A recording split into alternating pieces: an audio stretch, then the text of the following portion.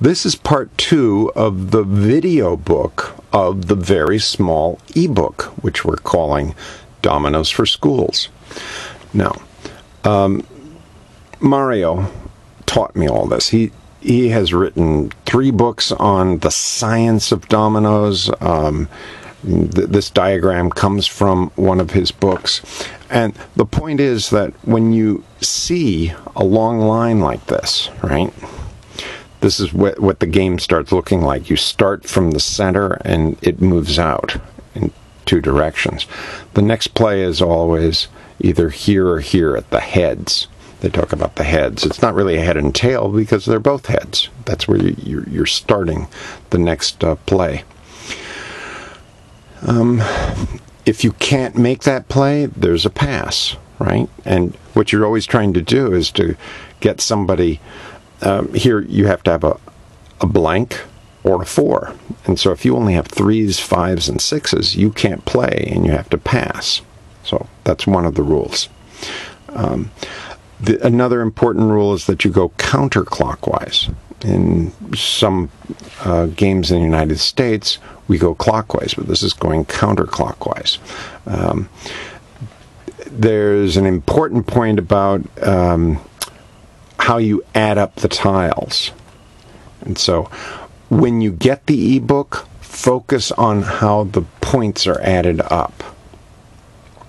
You're getting points for your team. You're not playing every man for himself. There are a list of interesting words in this ebook. And then, again, if you know about dominoes played in the United States, it will be worth your time just to take a moment to look at the Dominoes for Schools ebook. You can see the ebook on a website, which is located. You go to guideontheside.com and click. There's Dominoes for Schools, and then you'll get to this website. You can also download this by looking for Dominoes for Schools Mario, and you'll find it on Scribed. The next chapter here is the history of dominoes as Mario presents it. Some of the highlights are that there were these stones that were used for divination, but the game that we know probably came about in about 300 years ago, and the word domino comes partly because of some habits. What the monks were wearing. They had a special hat or hood that was white on the inside and black on the outside. And the other idea was that when you won a hand at dominoes, they said, Benedictamus Dominos, blessed be the Lord, okay, at the end. So this was dominoes. Mario makes it clear that dominoes is about induction, deduction, and retaining information, building a strategy. And the next part describes, in his way, the layers of psychology for developing something called the block game. And there are 2 videos that you can watch, and he explains step by step the method of the block. And here it is right here. This is a distributed video. It takes 9 minutes to go through that video, so that's worth your time. And it shows step by step what's the thinking that goes on inside the mind of the person who's playing, and how to communicate through the method of play. So, we're getting close to the end. Isn't it amazing? I mean, in 9 minutes he goes through the blocking strategy, and what the final chapter of the ebook is about where to go for the next level. Remember, Dominoes for Schools is meant to get you involved, to introduce you to this idea that Dominoes has an academic purpose. We invite you to copy the ebook, spread it around, give it to other people.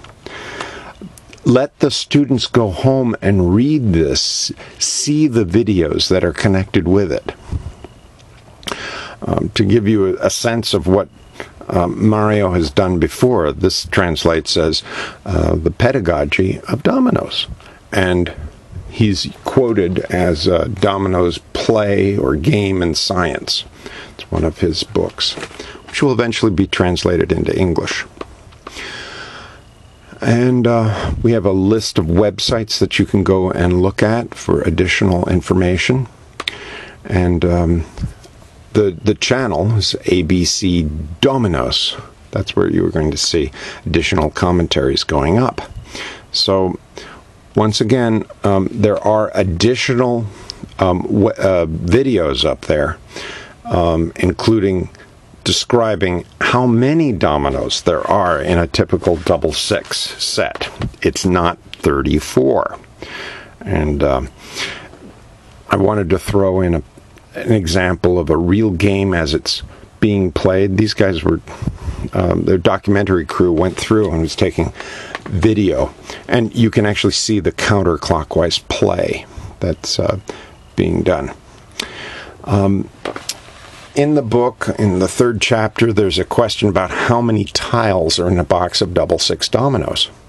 And the exercise for students is to lay out the dominoes in a pattern so it's easily explained why there are 7 doubles and 21 other tiles for a total of 28.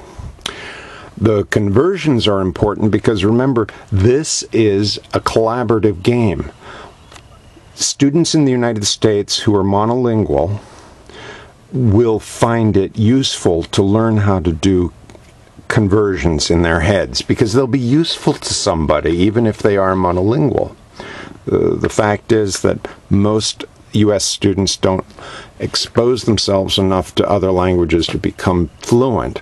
So what they can do is they can gain a skill of interpreting U.S. measurement systems to people from other countries, and also learn how to play dominoes. So the two together will allow you to, as a teenager, to interact with people from other countries in a very helpful way for other people.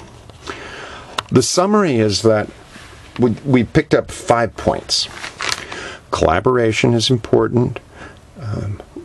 Learning how to anticipate what the next move will be is another important skill. We learned that the table talks. That's one of the key points that Mario taught me as a North American user of competitive dominoes. Now I know individual competition. Now there's team dominoes. It's definitely developing the mind. And our next step is to learn how to use the block strategy.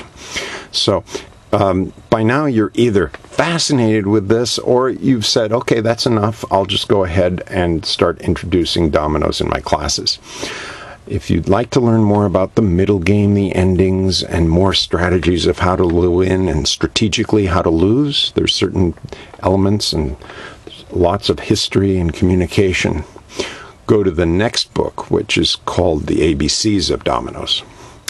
Mario and I are founders of the Academic Dominoes distribution team, and we invite you to join us. We've called this an airplane book because it's a very quick read, and we thank you for your time.